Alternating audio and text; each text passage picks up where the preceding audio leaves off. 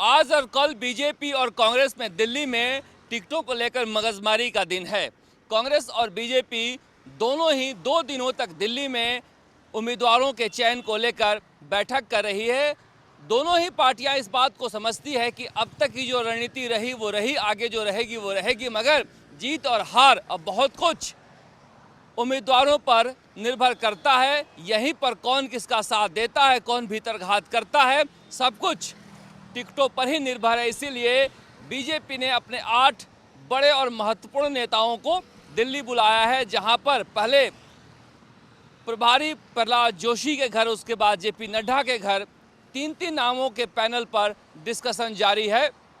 यहां पर वसुंधरा राजे, केंद्रीय मंत्री गजेंद्र सिंह शेखावत, कैलाश चौधरी, सतीश पूनिया, सीपी जोशी, विजया राहटकर, अरुण सिंह, यही 8 लोग यहां पर संगठन महामंत्री चंद्रशेखर के साथ बैठे हैं और वो 3 नामों के पैनल पर डिस्कशन करने के बाद केंद्रीय चुनाव समिति में भेजा जाएगा, जहां पर प्रधानमंत्री नरेंद्र मोदी की अध्यक्षता में मुहर लगेगी। दूसरी तरफ दिल्ली में भी आज राजस्थान में मुख्यमंत्री अशोक गहलोत, पूर्व उप मुख्यमंत्री सचिन पायलट समेत जो प्रभारी हैं सुजिंदर सिंह रंधावा और गोविंद सिंह डोटासरा जो प्रदेश अध्यक्ष हैं, सब दिल्ली में डेरा डाले हुए हैं।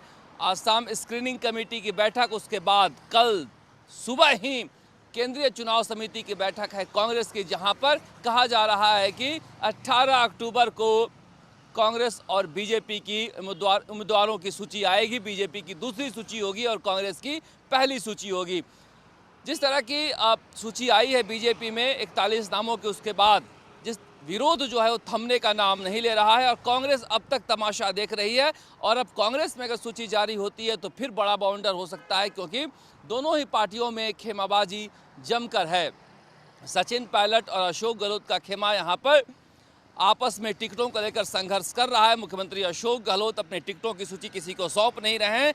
आज कहा जा रहा है कि आज वो स्क्रीनिंग कमेटी के बैठक में अपनी सूची सौंप सकते हैं और कल उस पर मुहर लगाई जा सकती है। मगर ऐसा होता है तो फिर सचिन पायलट भी एक सूची लेकर बैठे हैं, जिसमें कहा जा रहा है कि 90 नाम हैं और इन दोनों के बीच किस तरह से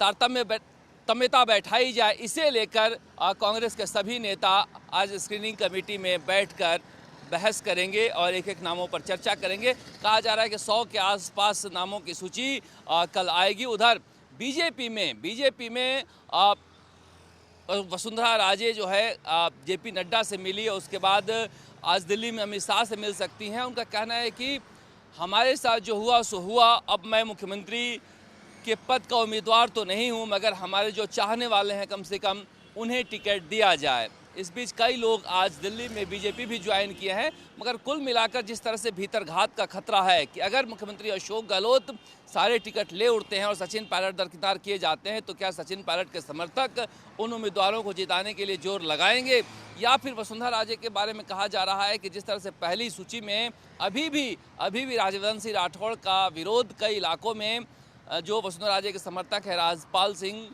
उनके लोग कर रहे हैं। दिया कुमारी को लेकर भी वसुंधरा राजे विरोध में है, ऐसा कहा जा रहा है। तो फिर 41 की नामों की सूची में इस तरह के हालात हैं तो बाकी का क्या होगा। इसीलिए बीजेपी फूंक कर कदम रख रही है और वसुंधरा राजे को साथ लेकर चलना चाहती है, कम से कम कि मैडम ये ना कहें कि हमारे लोगों को बिल्कुल ही अनदेखी कर दी गई है। यानी कुल मिलाकर राजस्थान की राजनीति में ये 2 दिन बेहद महत्वपूर्ण रहने वाले हैं, जिसमें टिकटों को लेकर फैसला होना है।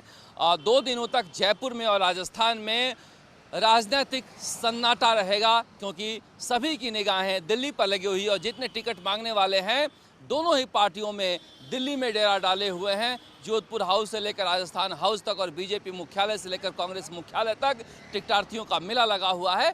मगर जिन्हें टिकट देना है नहीं देना है, इसे लेकर सर्वे की जो रिपोर्ट है उसे लेकर कंपनियों के सर्वे की रिपोर्ट लेकर पार्टियां बैठ रही है। अब कहा जा रहा है सचिन पायलट ने पहले स्क्रीनिंग कमेटी की बैठक में कहा कि जब 5-5 सर्वे कराए हो तो सर्वे के आधार पर एवरेज निकाल लो और टिकट दे दो। इतनी ज़्यादा बहस करने की क्या ज़रूरत है, ये तुम्हारा है, ये हमारा है। और बीजेपी में भी जेपी नड्डा ने यही कहा कि हमने 11 सर्वे कराए हैं और 11 सर्वे कराने के बाद हमने 41 नामों की सूची तैयार की है। हम बाकी सर्वे भी करा सकते हैं कि कौन कौन लोग विरोध कर रहे हैं, उसका भी हम इलाज करना जानते हैं। मगर कैलाश चौधरी की अध्यक्षता में हमने कमेटी बना दी है जो लोगों को समझाएगा, बैठाएगा, मगर अभी भी बीजेपी के बागी जिस तरह के तेवर दिखा रहे हैं, कहा जा रहा है कि वसुंधरा राजे के नहीं होने से बड़ा असर दिखाई पड़ रहा है। वो एक बड़ी नेता थी और उनके कहने पर लोग मान जाते थे, मगर बीजेपी में सभी समकक्ष नेता हैं, कोई किसी के मानने वाला नहीं है, कोई किसी गुट का है तो कोई किसी गुट का है। खास करके जब सांसदों का विरोध इतना ज़्यादा हो रहा है, क्योंकि बहुत सारे लोग चुनाव का इंतजार कर रहे थे, तैयारी कर रहे थे, बीच में सांसद आ गए हैं, उनका विरोध ज़्यादा देखने को मिल रहा है। मगर जो अगली सूची आएगी हो सकता है कि उसमें ज़्यादा तारतम्यता दिखे, नेताओं में ज़्यादा एकता दिखे, मगर फिर भी राजनीति है। यहाँ आखिरी मौके पर सब अपने अपने लोगों को टिकट दिलवाने में लगा हुआ है, क्योंकि सब जानते हैं कि जिसके ज़्यादा विधायक जीतेंगे उसके सीएम बनने की उम्मीदें ज़्यादा है। कांग्रेस और बीजेपी में भरपूर संख्या में संभावित सीएम उम्मीदवार घूम रहे हैं। आप देखते रहिए चुनाव आज तक, पल पल की रिपोर्ट राजस्थान के चुनाव से जुड़ी चुनाव आज तक पर आपको मिलती रहेगी। कैमरामैन शर्मा के साथ शरद कुमार, जयपुर से।